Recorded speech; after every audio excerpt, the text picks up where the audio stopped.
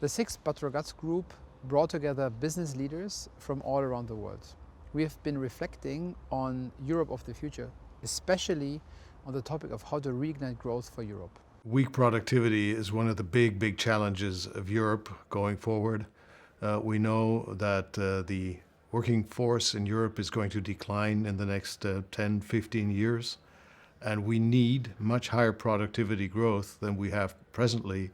Governments must focus on bringing the private sector in as the solution. The only way you're going to get growth is if you actually call on the resources of all the people, not just those employed in government. We need to be looking at technology from start to finish in terms of the vast spectrum of potential disruptive technological developments that could occur. Changes driven by technology are at this point so pervasive, so fast, and so unpredictable that standing still is not an option.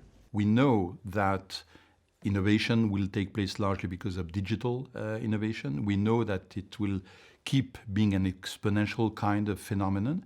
What we don't know is what kind of business models will actually be grafted on this technological innovation.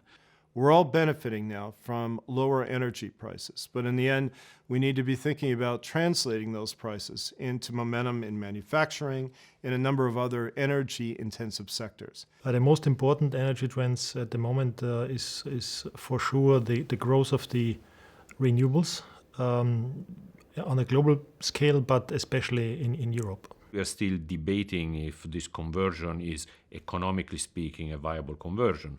Of course, it is necessary for environment protection, it's necessary for health, but on the other side, the economy and consequently competitiveness and the growth have been affected. At the Ragaz meeting, it was very interesting to see how the demographic change, of course, is also linked to immigration and thus to growth in Europe. First of all, it is a humanitarian crisis that we're seeing from people fleeing wars and conflicts.